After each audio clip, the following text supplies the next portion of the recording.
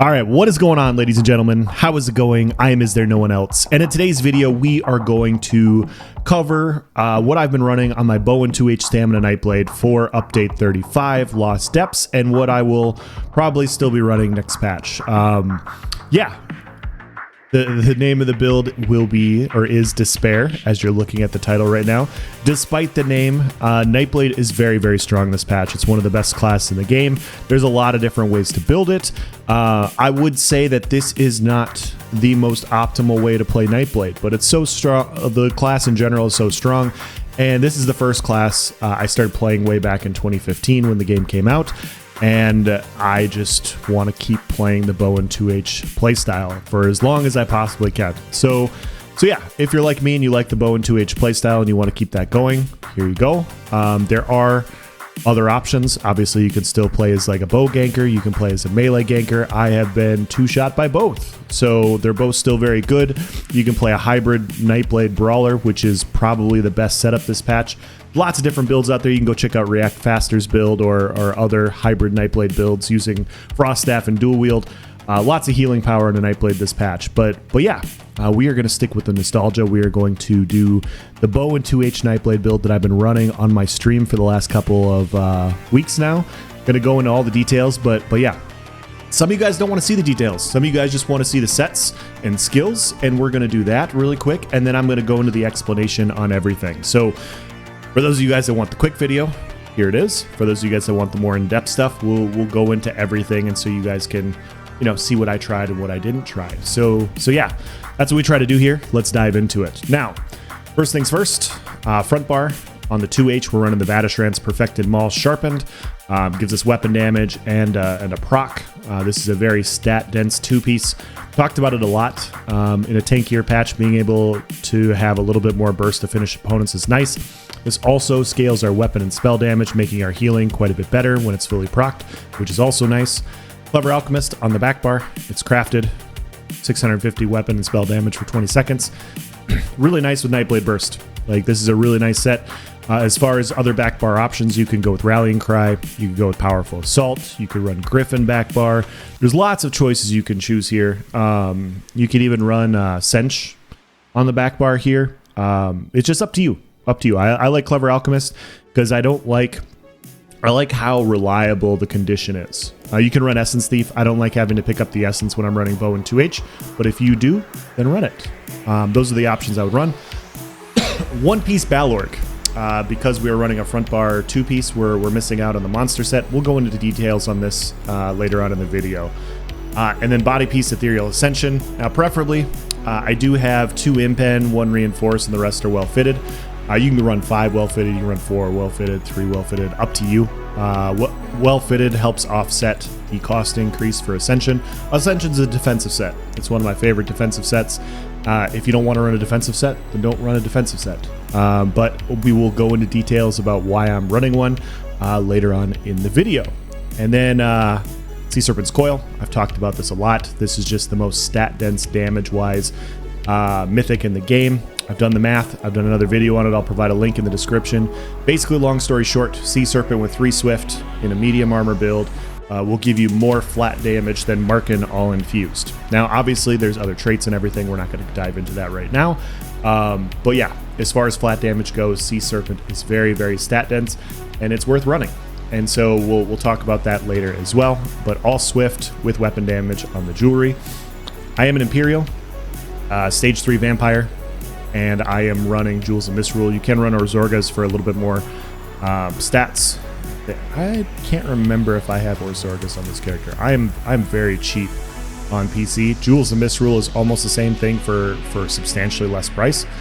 So if you're the cheap person like me, run Jewels. If you can afford Orzorgas, run Orzorgas. Your stats will be quite a bit better.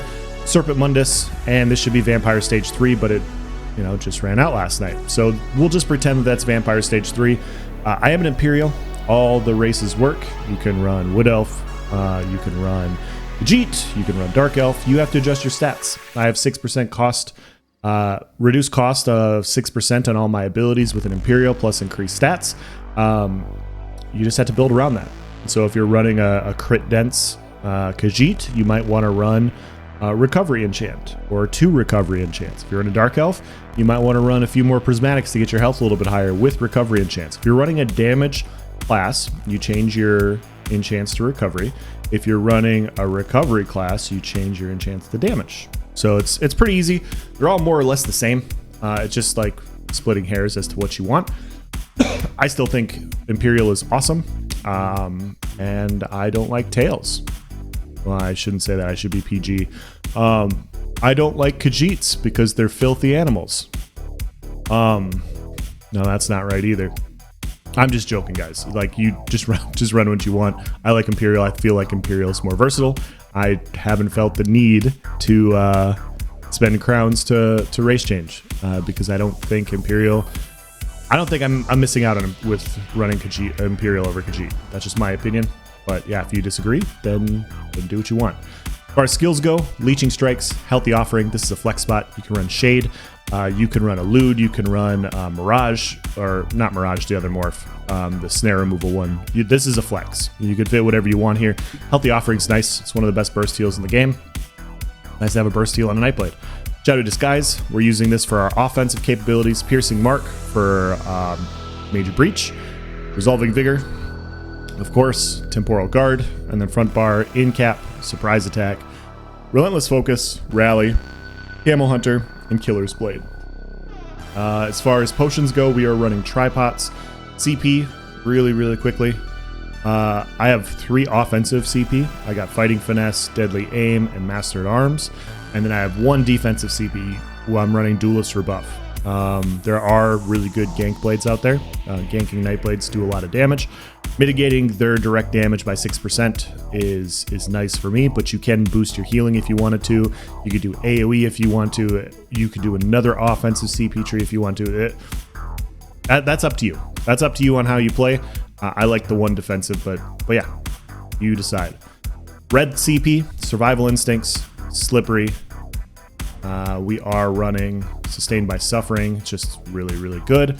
And then Celerity for the movement speed, also to offset the Sea Serpent snare. So those are the CP that I'm running there. Green, doesn't matter. Gifted Rider, Rationer, Liquid Efficiency, and Angler's Instincts, because I don't have enough CP to build into another one. So yeah. Yeah, you definitely need Angler's Instinct on this build. It's very important. That is also a joke, so don't take that seriously. I just don't have enough CP to build into the other one. But yeah, that's the full build. For those of you guys that wanted to just see the down and dirty of it, 2 minutes. 2 minutes for a whole build. You're welcome. Now, let's go into reasoning. So this entire build revolves around Sea Serpent's Coil. That's the main thing. This patch is more tanky due to some people, I'm not going to name names, like myself running Aetherial Ascension. But in general, it's just a little bit harder to finish off opponents for a lot of specific classes. Nightblade is not one of them. Nightblade has a ton of damage, and we are stacking the most stat-dense damage mythic in the game. And so Sea Serpent, like I said, while at full health, you gain 40% damage reduction. After taking damage while at full health in combat, you gain Serpent's Rebuke for 10 seconds, snaring yourself by 40% and gaining Major Berserk and Minor Courage. Major Berserk is 10% more damage done. Major Courage is 430 unbuffed weapon and spell damage, increasing your damage done by 10%. And what I just said. The damage resistance does not apply while Serpent's Rebuke is active. So when I'm just roaming around and I'm not being in a fight, the first hit that I take, I mitigate it by 40%, which sometimes is snipe, sometimes it's an onslaught, sometimes it's whatever. The 40% isn't nothing. It's something to talk about. It is a mere blip as far as the set goes. Where the big thing comes in is Major Berserk and Major Courage. I've done the math on this. I've shown another video. Like I said, the link's in the description. Long story short, I think for 9% speed loss, you gain 10% more damage. What is it, like 10% more damage and 100 weapon and spell damage overrunning Infused Markyn. That's basically what the math is. So you lose a little bit of speed, you gain more flat damage. And more flat damage is nice for finishing opponents. So we're running Sea Serpent's Coil for that reason. Also, because we're running 3 Swift, the added benefit, and I've talked about this before, we only get the snare when it procs. And in order for it to proc, we have to be at full health and take damage. So there are plenty of times where I'm getting jumped on and I can't get to full health. I'm running around corners, I'm trying to survive, I got Destro ults on me, I got all these things on me, right? And I can't survive. In those instances, Sea Serpent's Coil cannot proc until I get back to full health. So when Sea Serpent cannot proc, I have all of this movement speed. I have Major Expedition plus 21% movement speed plus celerity. So when it's procced, I have normal move speed on this build. When it's not procced, I am very, very fast. And so the benefits of being very fast in this game is that you can't be targeted as easily. You get out of range of finishers a lot more easily. You can get break distance a lot more easily. And so in those situations where I can't proc this, I'm very fast and I can get to a situation to where I can. And so this gives me an immense amount of damage. It also gives me an immense amount of survival. For that reason, I'll provide a fight from last patch where I'm running Sea Serpent and I could show you guys what I'm talking about, but there's times in the fight where I just can't proc it. And because I can't proc it, I'm just flying around and people can't keep up with me. And my survival's really good. And then once I get line of sight, I'm able to heal up, I'm able to get a few people off me. Then Sea Serpent procs, then I have the major damage to finish people off, and then I go back into it and, you know, rinse and repeat. So that's why we're running Sea Serpent. It is just a very nice mythic. I think it's the best right now. And so we run it. Clever Alchemist. As far as back bar sets, there's a lot of choices. Once you choose Sea Serpent, I like to stack weapon damage. Now, you can stack crit. You can stack crit modifiers. There's nothing wrong with that, especially on a Nightblade. Stacking and doing RNG crits are very, very good for you. In my opinion, I was looking at back bar crit and crit healing options. There's just not many. Like there's Sench's Bite, and it hinges on you dodging in order to get the crit healing. And so in that case, I would just rather have the flat weapon damage and healing from Clever Alchemist. So I'm not saying it's bad. I'm not saying anything like that. I'm just stating that I like being able to pop a potion defensively, have this damage. Weapon damage also scales your crit because your base damage is higher. And so you will crit harder when you have more weapon and spell damage because your flat damage hits harder. And so there's lots of ways to build around it. There's lots of choices that you can choose. But yeah, if you want to go back bar crit options, I would look at like Griffin. I would look at Griffin is also nice here because you can then run, you then get Minor Expedition. And so you can offset the Sea Serpent Snare a little bit more. Also, Minor Force is quite nice for, like I said, the burst. Or you can run Sench or something like that to boost your critical healing. But Clever Alchemist is nice, in my opinion. Yeah. And then the choices here are, why am I running a defensive set on the body? Well, gankers do hit hard. And there are a lot of gankers out there. There's in-cap blood for blood gankers, there's snipe gankers. There's all sorts of incoming damage from some specs that still hit hard. And what I have found is due to the dot changes that they did a couple patches ago, Nightblade survival with just relying on cloak and shadow image isn't what it used to be. It's not what it used to be. You've seen other people kind of lament about it. And so you see people stacking more heals. And so you'll see hybrid Nightblades running Refreshing Path, and they're running Healthy Offering, and they're stacking Vigor and all these other hots and just stacking healing because it's got a lot more survival than Shadowy Disguise. And so that is currently the best way to play Nightblade because Shadowy Disguise doesn't have the same defensive capabilities in a straight up brawl that heals would. And so if you want to run Shadowy Disguise, if you want to still make it work, I feel like you need either to stack heals or you need to stack some sort of mitigation. Now, you'll see lots of Nightblades. They'll be running Elude, and they'll be running Elude, or they'll be running the other Morpha Mirage. I keep forgetting the name, and I don't really know why. I really don't know why I keep forgetting the name. They keep running they'll run Phantasmal Escape. There we go. So they'll either run Phantasmal Escape or they'll run Elude. And that's their survival because it's 30%, major evasion is 30% mitigation versus AoE abilities. So your leap, Destro ults, jabs, spin to win, all these things will have 30% mitigation. It is very, very powerful. Honestly, you can argue that it should be adjusted because it's 30% mitigation versus AoEs, and it severely hampers a lot of AoE skills in the game, and it's one of the only, I think it might be the only thing that is a 30% mitigation still. And so A lot of Nightblades will run Elude for that reason. Now, for me, there's no reason, like, Elude is nice, but a lot of the hardest hitting things this patch are single target abilities, and Elude gives you nothing versus that. And so you'll have Nightblades, you know, there's been plenty of times I'm 1v5ing or I'm 1vxing, and all of a sudden I have an in-cap blood for blood ganker come out. Or, you know, it's not even a ganker, it's just a Nightblade. You know, I think there's 3 people there and there's actually 5, and 2 of them are Nightblades and they came out of stealth. So 1v3 turns into a 1v5. Nightblades are all single target abilities. And so, well, most of their killing power is single target abilities, I should say. And so major evasion doesn't do anything versus single target at all. And so this does. And so when you're making your choices, you have to look at your Nightblade and you have to go, okay, well, what's killing me? Am I dying to AoE abilities? Am I dying because I'm too squishy and I don't have snare removal? Or am I dying to single target abilities? It's up to you. To me, I can block meteor. I can block leap. I can get out of Destro ult and everything because I have speed with Sea Serpent's Coil, and I'm pretty fast still. Like, I can avoid AoE and I still have mitigation versus AoE with running Aetherial Ascension.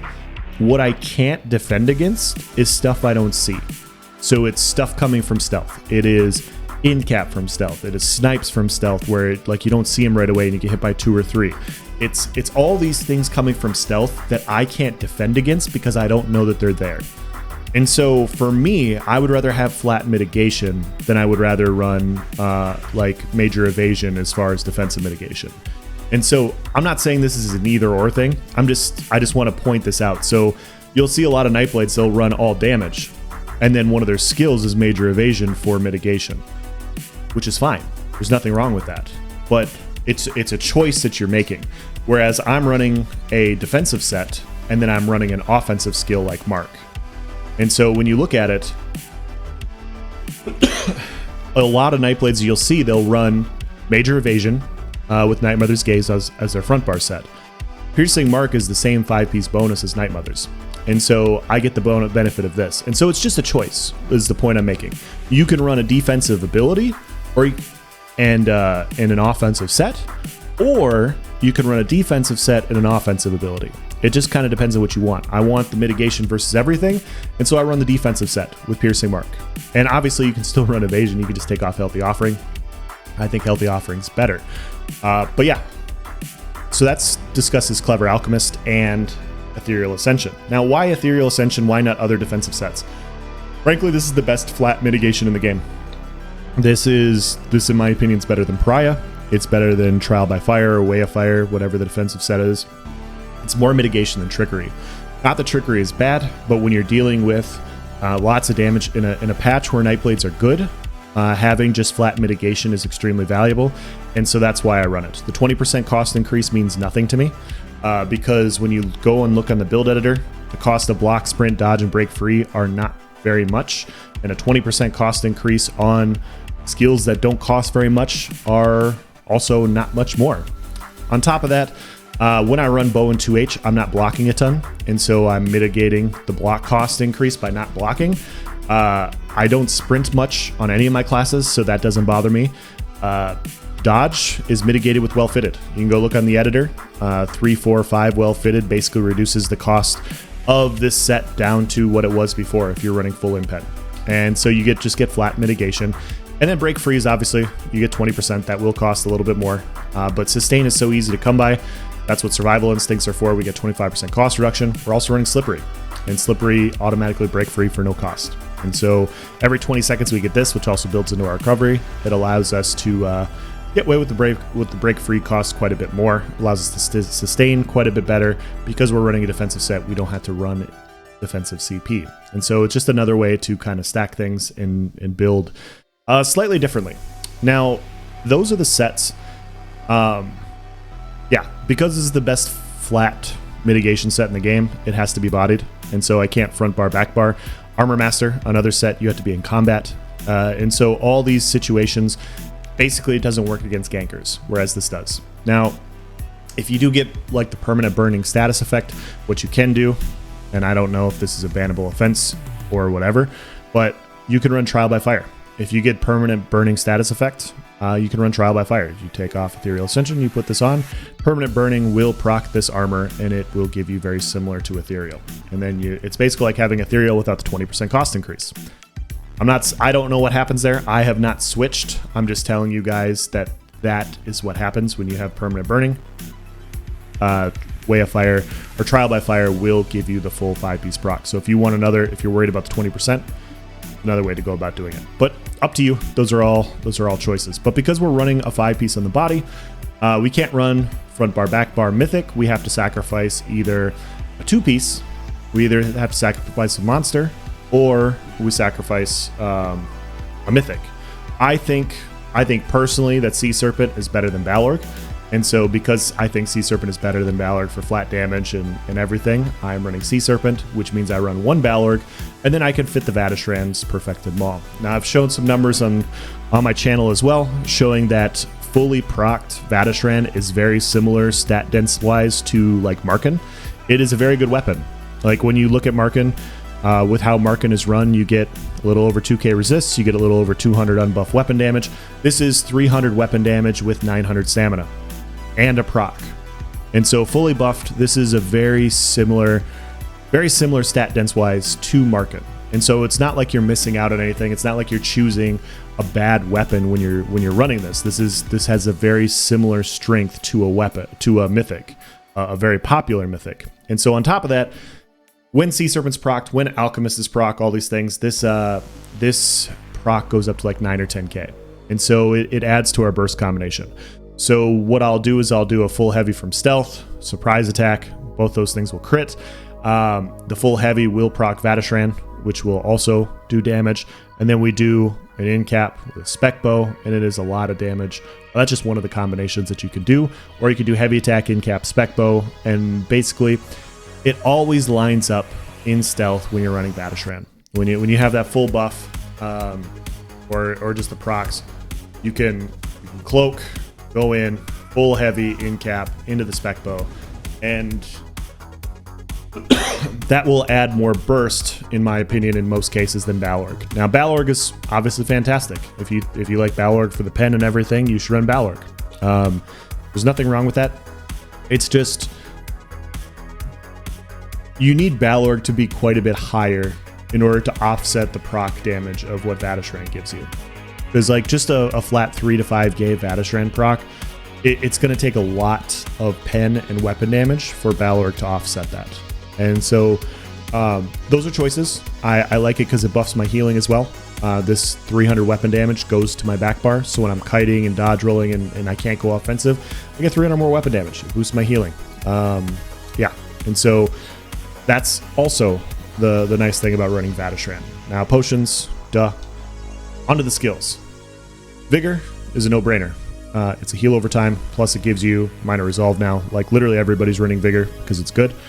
Piercing Mark, like I said, I already have mitigation versus everything running Aetherial Ascension, and so you can run major evasion, you can run a snare removal, but I've found with the amount of speed that I have, a lot of snares don't really affect me anyways.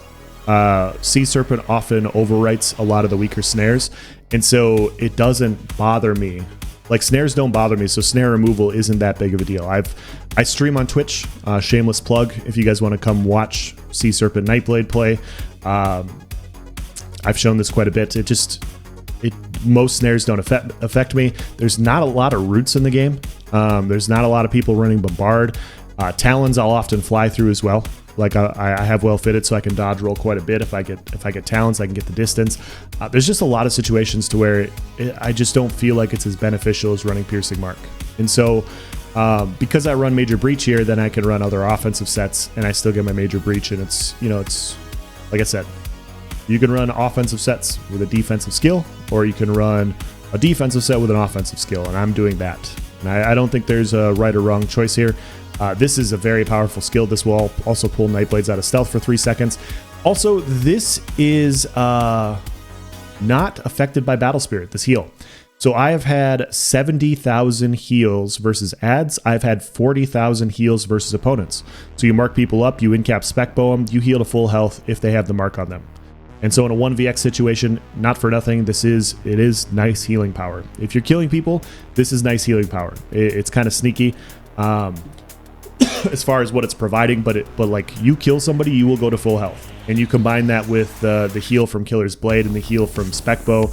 Basically, every time you kill an opponent, you reset your health and you go back to full. And so this just allows you to be in there and brawl in a 1vx situation. It is a good skill. It is a good skill. Yeah, Shadow Disguise. Still have to run Shadow Disguise if you want to. You don't have to. I want to. But the guaranteed crit from stealth is very nice. It is a very nice opener. Shadow Disguise is still a good defensive skill, although it's not as powerful as it used to be. It's still very good. But yeah, we use this offensively. We guarantee a crit from stealth when we come out of it. It also procs our vampire passive, we're running stage 3 vampires, so we get 300 more weapon and spell damage from the shadows. Pretty sure it's 300. Let's go look. Strike from the shadows. When you leave sneak, invisibility, or misform, your weapon and spell damage is increased by 300 for 6 seconds. So we're stacking more weapon and spell damage with this. So running Shadow Disguise allows us to utilize that passive as well. But yeah, healthy offering. Like I said, this is a flex spot. You can run Shade, you can run Elude or whatever here. I like healthy offering more. And the reason that is because there are some specs you will fight that will just have a lot of pressure, and you can run Shade and everything, but relying on just Vigor and Rally for your heals. Like I was trying to fight, I put Shade on last night and I was playing with it, and I tried to fight these 3 mag DKs, and I had to bounce back to my Shade a lot because literally every time I went in offensive, they're just dotting me up. You know, they're hitting me with Talons, they're hitting me with Noxious and everything. I had to Shade back, and I had to wait for Vigor to heal me, and I had to hope I had a Rally heal to top off so I could go back in. And by the time I go back in, I have all those dots ticking on me again. Healthy Offering is just a very powerful burst heal. Like this jumps over to over 18k. I've hit for allies for 22k Healthy Offerings with everything procced. It also gives you Minor Mending. This just allows you to brawl a little bit more. It makes you, in some fights, like Shade gets hard. In my opinion, Shade can often get hard countered. Like you'll survive, but you also can't kill some opponents because you don't have the healing power. Healthy Offering gives you the healing power to stay in more fights that you couldn't be able to. Also, if you play with a friend, which is what most people are doing, you finally have a heal to where you can keep your buddies alive. It's pretty cheap to sustain. It's not hard. Like it heals for a lot. You also get Minor Mending. It is a very, very powerful skill. It's one of the best burst heals in the game. It really is. And yeah, fitting this on your bar is not a bad thing. Like it's definitely not a bad thing. Leeching Strikes, this just gives us more sustain and healing. Very, very nice skill. Killer's Blade over Executioner. It animation cancels a little bit better. It scales very nice. It also heals you for 8276 if the enemy dies within 2 seconds of being struck. So when you're killing opponents, this will heal you for 4 or 5k. And so once again, it's topping you off. It's keeping you healed up when you're finishing opponents. Yeah, I think it's just better than Executioner right now. You see a lot of people using Killer's Blade for that reason. Camo Hunter, this is our crit bonus. It also gives us a weapon and spell damage for the Fighters Guild passives. It also pulls Nightblades out of stealth, which is also nice in a Nightblade meta.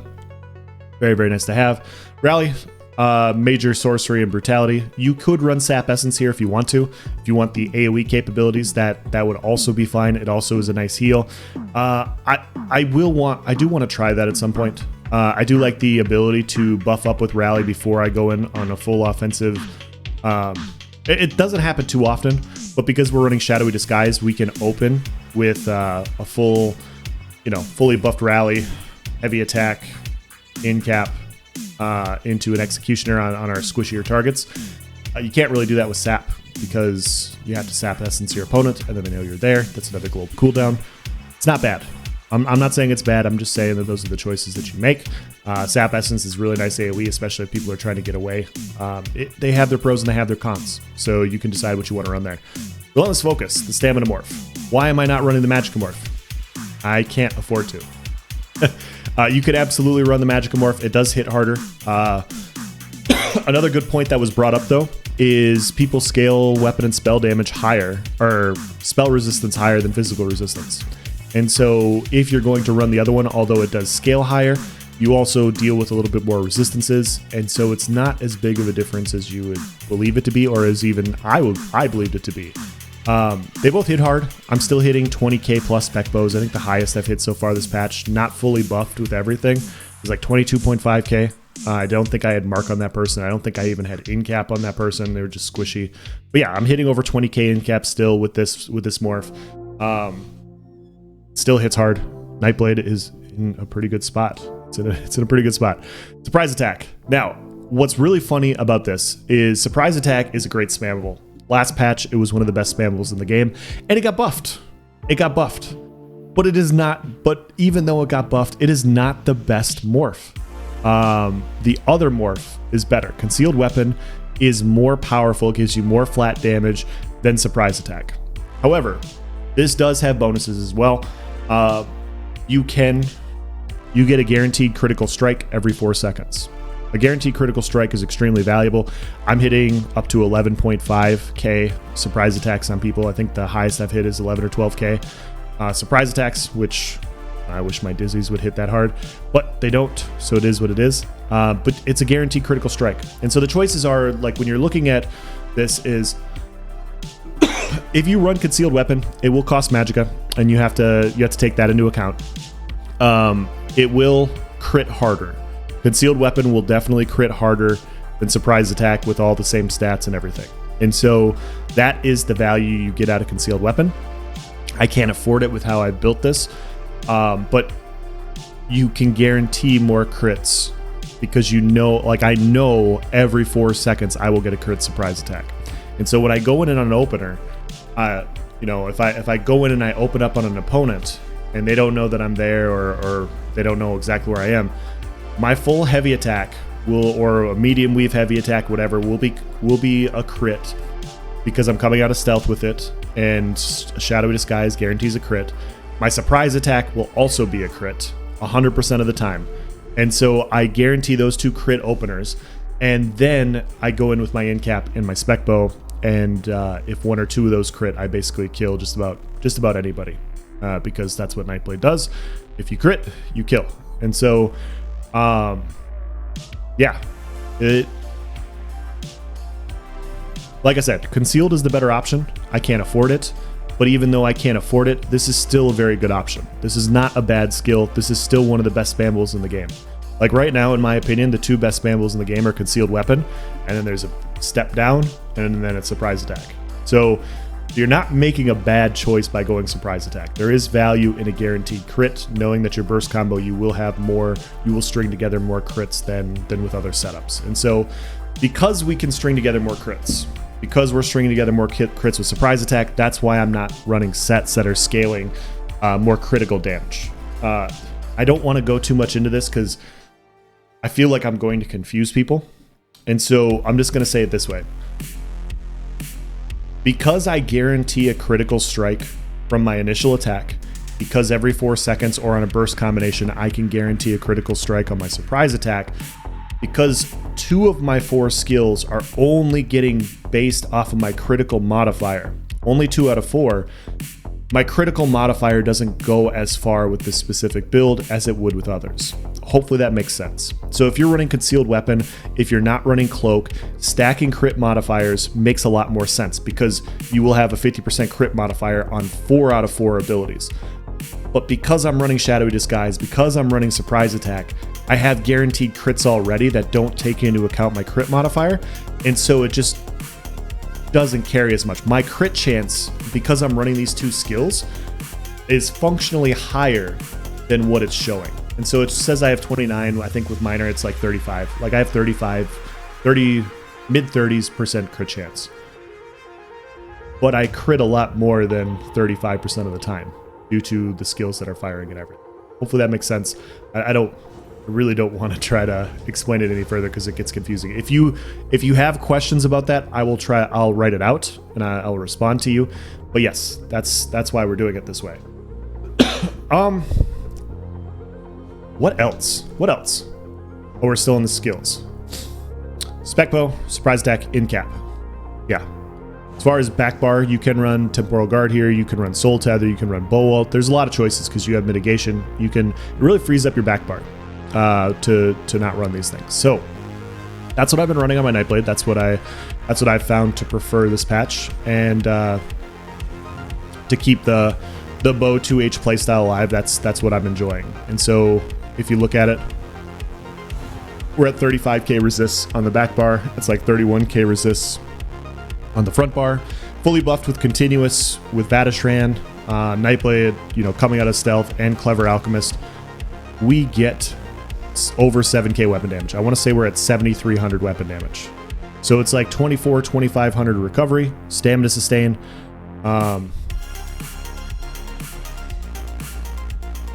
We can't see it because we have Alchemist and we're in combat. So 2173, it's like 2,500 stamina recovery, 1,400 magicka recovery, which is more than enough to sustain Cloak and Healthy Offering. We have over 7k weapon damage. And then with Nightblade passives, it's like 35% crit, which is functionally higher due to guaranteed crits and everything. And then it says 10k physical penetration, but remember, we are running Major Breach. And we also are proccing the Sundered status effect with Surprise Attack, which is Minor Breach.